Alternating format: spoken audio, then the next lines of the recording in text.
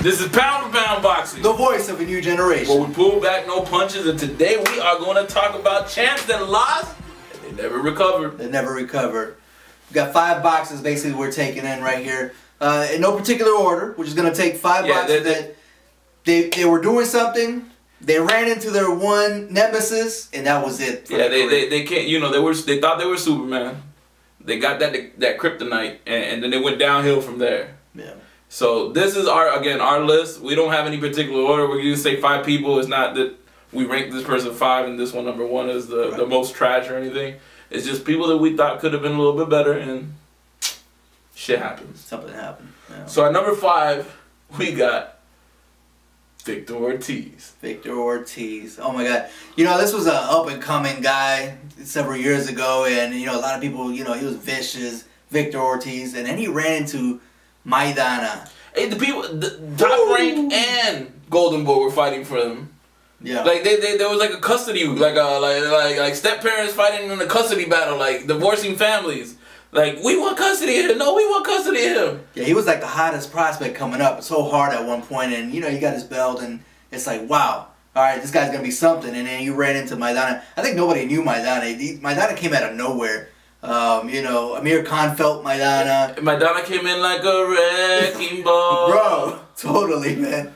I mean, he had, Victor Ortiz after that fight was questioning his entire boxing career. He was like, I can't be getting hit like that, man. I'm not gonna have brains by the time I'm older. I'm not. It was bad, bro. Like, I've never seen a man like I didn't give break up. Down like that. I didn't give up, but I didn't want to take an ass whooping. It was bad. I mean, it was bad, and all you guys saw it.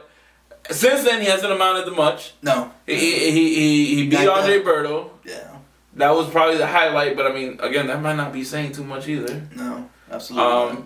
He got knocked out by Mayweather. We all saw that. Trying to kiss a girl, like. And again, nothing's happened. He got. Who was that one guy? Who was that? He got beat. The guy. It was like an unknown guy. Shit, I can't remember his name. I can't remember. They were fighting. The guy who came up at like 2 weight classes and like busted up his mouth to the point where he was like bleeding everywhere.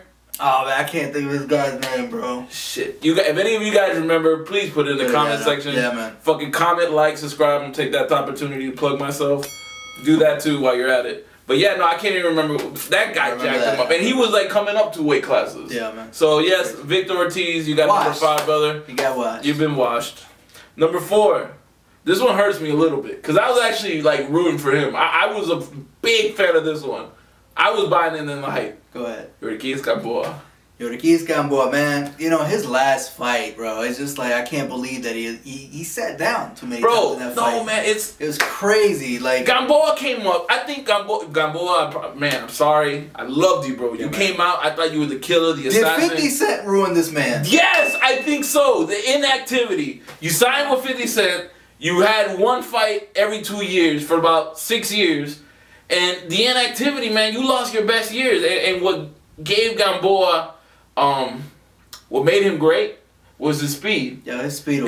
His reflexes. Phenomenal, man. Everything. That's what made Gamboa, was just how fast he could get in, get out, and not get hit. And then, you know. He ran into who? Man, he ran into Castellano and Crawford, baby. Well, Crawford, I think what it was with Crawford was that he was looking for that big money fight. Yeah. He was looking for, you know, I finally got out of this contract. I need to make some money. But he ain't been the same since that Crawford. No, because he came up 2 weight classes, bro. Like, again, poor decisions, poor management. Poor management led to the downfall of Gamboa, because this could have been great. I thought it was something special. I mean, you had this is like an Olympic gold medalist, right? Absolutely. Yeah, like, again, very sad to see, very tragic, but probably not as tragic as Crawford, though, baby. Probably not as tragic as the number 3, Juan Manuel Lopez. Juan Manuel Lopez, bro, you were supposed to be the next Felix Trinidad coming out the island. Hell no, you weren't. I called that one. Bro, even your pops, the guru, was talking about Juan Manuel Lopez. Catch this guy. He is the next great. They were both blinded by the Puerto Rican flag. Rogers Metagua from Africa. Both blinded by the Puerto Rican flag. My boy. Like, he took him to the depths of where Juan Manuel Lopez has never been. Rogers Metagua, if you've not seen that fight, check it out on YouTube. I'm sure it's around. Rogers Metagua took him deep into 12 rounds. By the 12th round, Walmart could not stand up. He won that fight by decision, which I was surprised. But he has never been the same after that. His chin that might have been completely destroyed. That might have been hometown cooking. Hometown cooking. I'm just saying. Then Salido put the nail in the coffin. For sure, When Batava started, Salido finished. Yeah, absolutely. And not once, but twice. Yes. So. Again, I was never big on Wama. I thought he was a little amateurish in his style. I thought he left himself wide open. But he was so powerful. He was powerful. He was powerful, but he wanted that knockout so bad. He wanted to be, he wanted to be Tito Trinidad so bad. Absolutely. But he's not. You're not no Tito. You're not Trito Trinidad. Bro, don't be talking you're about You're not Cheeto Trinidad. I'm just saying. Woo! You're not Cheeto Trinidad. Talk about my boy Tito. Now going on number 2. The American Dream, David Reed. Oh my God. See, we just led up from Tito. We're talking about Tito, and that's who ruined David Reed. Tito coming up and manhandling this guy. No, and he took punishment, bro. That was another one of those fights where this is what happens when your corner doesn't love you. When they don't love you. Because it was David Reed already had the lazy eye. Yeah, the lazy eye going, but his speed. His speed was killer, power was killer. Everything was great with David Reed. Yeah. But his corner didn't love him because after he got knocked down several times in the beginning of the fight, they didn't let him finish.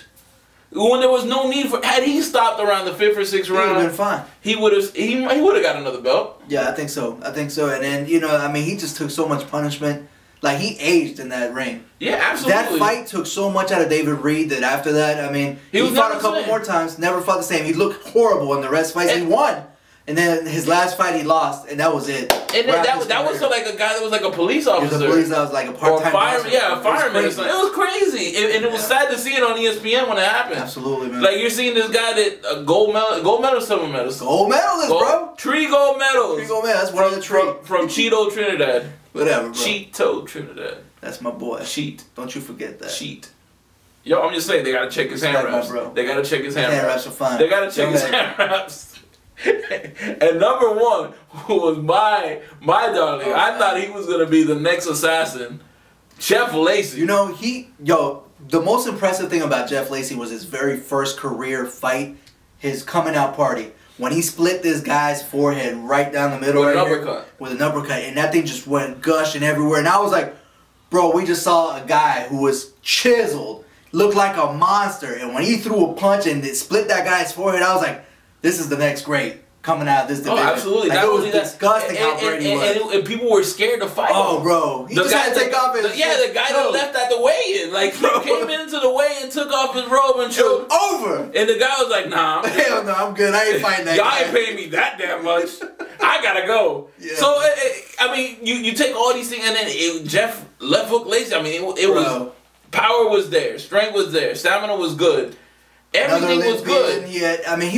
He was riding hard, bro. Like, we were riding his coattails hard. I ain't gonna lie. Like, I was like, I thought he was the next Mike Tyson. And that's what he looked like. At middleweight. And then my boy, the real killer. The real deal. The real deal. The one that doesn't get no kind of respect or no credit for anything he's done, at least here in the United States. Maybe in the UK, you guys treat him with love and respect. Over here, I'm always defending you. Always. Joe Calzaghe came up to the plate and washed him. Completely outclassed this guy.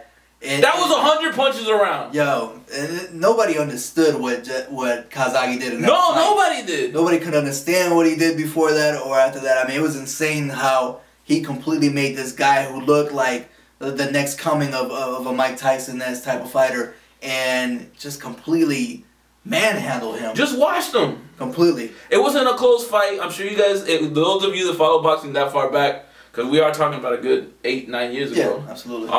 You guys would see this. Check it out on YouTube. I'm sure you'll see it. Joe Calzaghe was coming up. He was already up. He's been champ. Let me give him his fucking respect. This is Joe fucking Calzaghe. Goddamn right. Get some respect on his name. You want some respect on his name. Don't say it no more. Back with a K. Respect. I'm telling you, he was the champ over 10 years at this point as well. Undefeated. He retired undefeated, and nobody ever gave him his props. But this guy washed Lacy. Like never before. No, and again. And Lacy was never the same. Let's put it this way.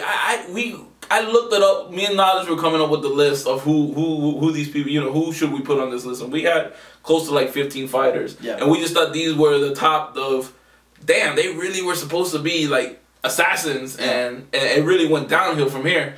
But looking at Jeff Lacy, because we were like, man, who did he fight? Like, after Joe Casey, we couldn't even remember who we fought.